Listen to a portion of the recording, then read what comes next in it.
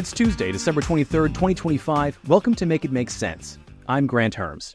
Today on the show, the Epstein files have been released, except not really, and not all of them, and the law enforcement in charge of releasing the files is admitting to openly breaking the law and then promises to continue to do so. Now, is it unexpected? No. Is the way they're doing it still something that should shock you? 100%. So today I'm going to break down what's in these files, what's supposed to be in these files, what isn't in the files, and what might happen next, because the cover-up here looks like it's going to be worse for the administration than they thought. But first, make sure you subscribe to the show wherever you get your podcasts, leave a comment or a review, and be sure to hit that like button if you're a watcher on YouTube. Subscribe to the Make It Make Sense Substack for just $5 a month right now, or during our subscription drive, you can get an annual subscription for 20% off the monthly price. And for the Making the Most founding members, you get your price locked in for life. Subscribers not only get access to the podcast, but the weekly original reporting, the weekly Make It Make Sense wrap-up newsletter, Too Long Tuned Out, and the Things You Forgot from Civics Class newsletter, a breakdown of the basic civics lessons we either never learned, didn't care about when we learned them, or might be a little embarrassed to say that we forgot. This week's was all about what the role of the president was meant to be. And spoiler, it wasn't about getting the DOJ to break the law to protect you. So the subscription drive is only running until the end of the year. You don't have a lot of time left. Head to the links in the show notes to subscribe today. Give the gift of luxury this holiday season with Cozy Earth. Picture it. A quiet holiday morning, everyone together wrapped in warmth, laughter, and that perfect kind of cozy that you just wish you could bottle all the time. Well, a silent night starts with the right sheets. And Cozy Earth's bamboo sheets are the ultimate gift. It's everyday luxury elevated, the kind of comfort that turns every night into a serene escape no matter how much clatter arises. Plus, every sheet has a 100-day sleep trial and a 10-year warranty. You really cannot go wrong. And don't forget about the pajamas for those holiday mornings. The women's stretch knit and the men's bamboo sets are made for those slow, snuggly holiday moments at home. Visit CozyEarth.com and use my exclusive 40% off code MIMS25, that's MIMS25, to get 40% off your entire order this holiday season. And if you get a post-purchase survey, make sure you heard about Cozy Earth from Make It Make Sense. We get a cut of that money, so you're helping us, and you get to stay warm this holiday season. Wrap the ones you love in luxury with Cozy Earth. All right, let's get back to the show. Last week, Friday, was the deadline for the Department of Justice to release the Epstein files, and the DOJ just blatantly ignored that law. There's no real other way to say it.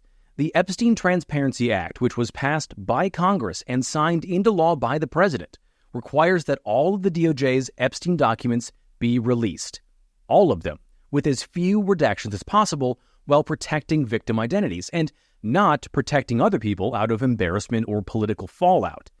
Instead, the Department of Justice decided to only release some of the files by the deadline, again in clear violation of the law. Now, the Deputy Attorney General, Todd Blanche, who has been taking point on this, has said a few different things. First, that they were taking painstaking efforts to protect victims, a lie we'll get to in a minute, and then that there were just so many files that they couldn't have been properly redacted in the 30-day window set out by the law. Now, that seems to be a product of the fact the FBI and DOJ have hollowed themselves out and reassigned tens of thousands of agents and employees and lawyers to immigration raids and cases.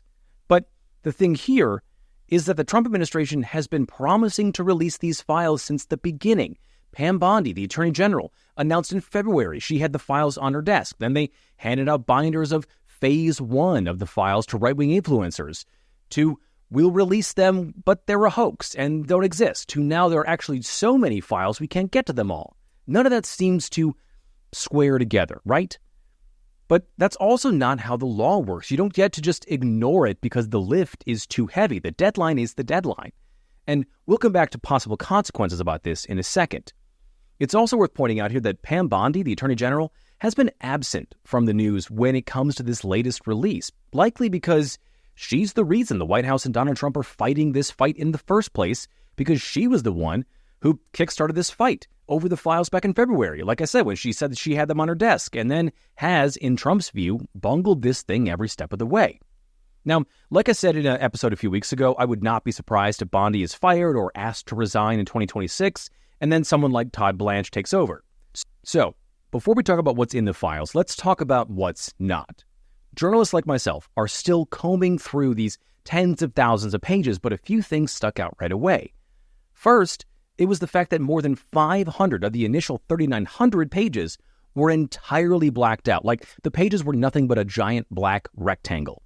Again, remember that the only things that were supposed to be blacked out were information that could identify victims. So again, another clear violation of the law here. There's just no way, according to transparency experts, that entire pages would be victim identification information.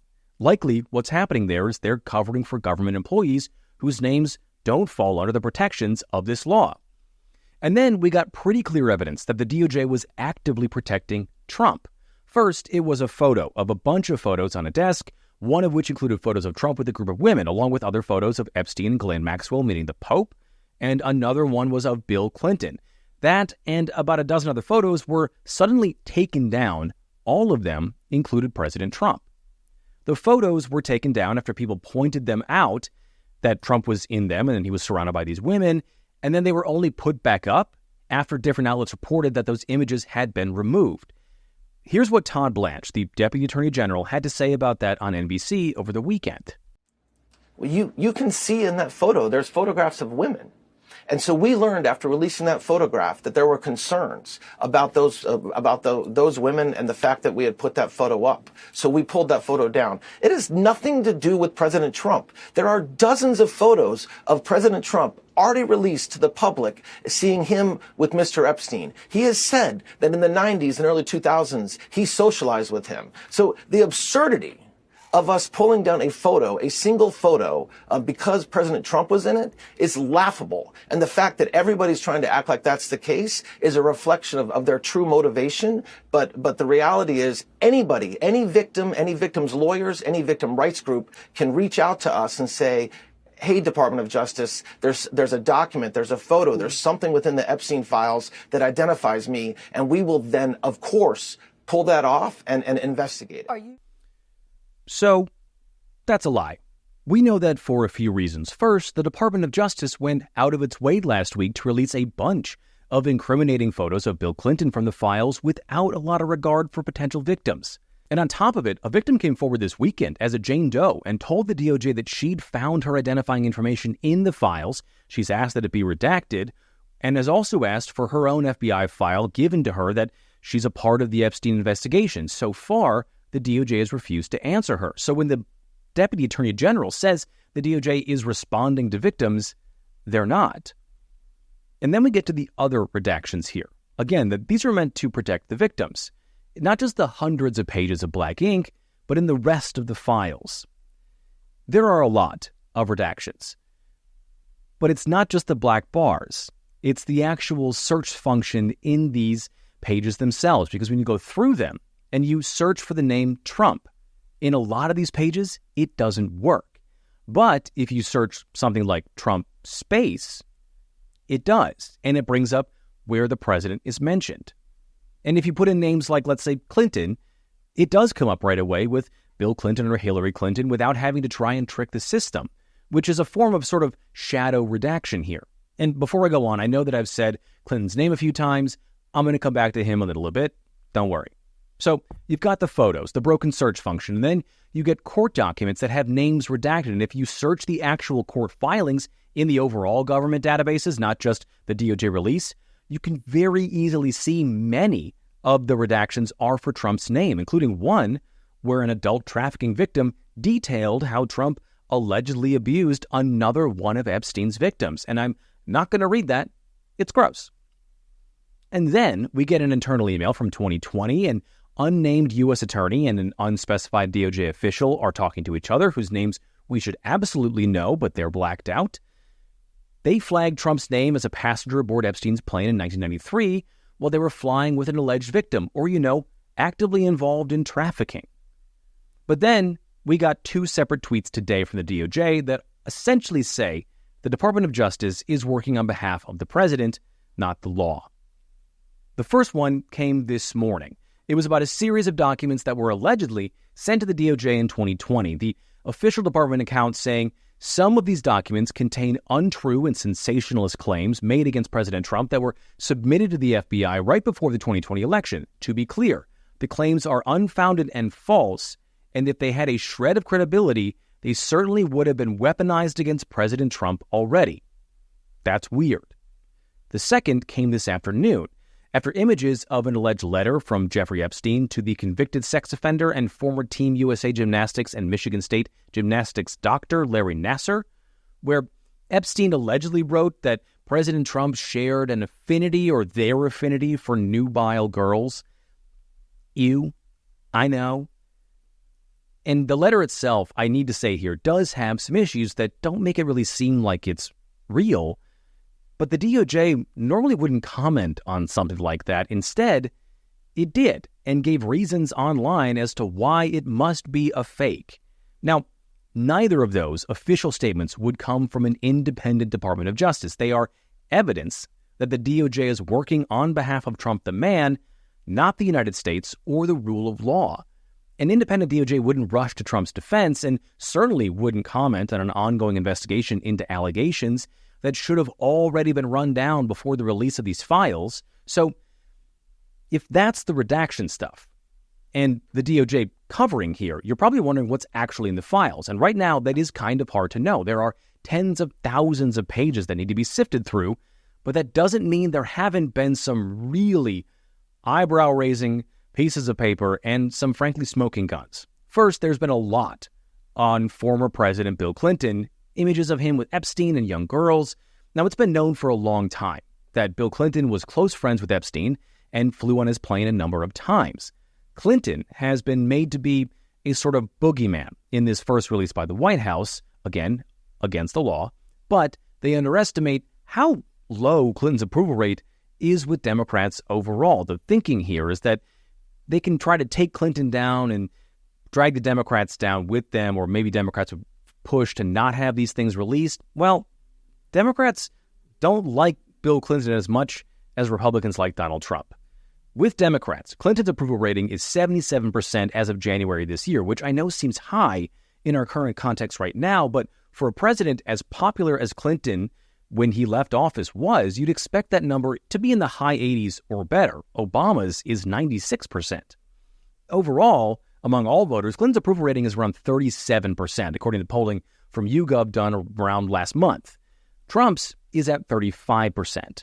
Now, none of this means what's in the files isn't serious, and the Democrats and Americans don't need to grapple with those images of the former president because they do need addressing. Clinton's spokesperson, when these images were released, made a rare statement about the files, saying what the Department of Justice has released so far in the manner in which it did makes one thing clear. Someone or something is being protected. We do not know whom, what, or why, but we do know this: we need no such protection. So that's basically Clinton's people saying, release more files. There have also been a lot of things with Trump's name on them, many of the things we already knew about, but one that stuck out to me today was a letter from an FBI investigation with the date of October 2020, which might be what the Department of Justice was talking about this morning in those pre-election documents. But in this letter, an alleged victim recounts being invited to a party at Jeffrey Epstein's house in Florida, where Trump visited frequently. And then Trump invited that victim to a party at Mar-a-Lago, and the victim was told not to go because it was a party for prostitutes, alleging that Donald Trump ran a prostitution ring out of his resort in the 2000s about the same time he was the closest with Jeffrey Epstein. Make of that what you will, and there will certainly be more things like it to come. The final thing that's been on display here is just how either incompetent or not focused the FBI and DOJ have been when it comes to the Epstein files, and maybe focused on something else, because there were many instances of being able to unredact redacted files on your phone, because many of the files appear to have been redacted by using Adobe Acrobat, the Office software, and then just upload it, meaning you can copy and paste redacted portions of some of these files into your Notes app and see what's redacted. Again, not exactly protecting victims here. The DOJ also included in these files an AI-generated video of Epstein's death from inside the jail cell that was posted to YouTube 5 years ago, where the original poster, whose account is filled with anti-Semitic and conspiracy videos, said, quote, "I am not great with this stuff as far as rendering 3D graphics," and then admitted to using AI to help generate some of the video, which at the time was really rudimentary but was still available. And then there was the evidence that FBI Director Kash Patel lied to the Senate this year when he said there was no evidence in any of the files that Epstein trafficked women or children to other people. In fact, here's him saying it. Who, if anyone, did Epstein traffic these young women to besides himself? Himself. There is no credible information. None. If there were, I would bring the case yesterday that he trafficked to other individuals. And the information we have, again, is limited. So the answer is no one? For the information that we have. In the files? In the case file. Turns out that wasn't true. An email in the files from 2019 found at least 10 trafficking co-conspirators from around the country. So in the end, what we get here is a DOJ and an FBI that are actively breaking the law to cover for a president while also putting victims at risk through incompetence, and then lying about it on top of it. And the big question here is what happens next? Well, first of all, Congress and the Senate are on holiday break right now, but there are already calls for the Attorney General to be impeached or held in contempt of Congress, which is a legitimate charge that carries something like the force of law. Here's how the authors of the law to release the files put it this weekend on CBS. Todd Blanche is the face of this, but it's really the Attorney General's office, Pam Bondi, who is responsible. And there are several ways to get at this. Some take longer, some are shorter. The quickest way, and I think most expeditious way to get justice for these victims is to bring inherent contempt against Pam Bondi. And that doesn't require going through the courts. And give her, and basically Ro Khanna and I are talking about and drafting that right now.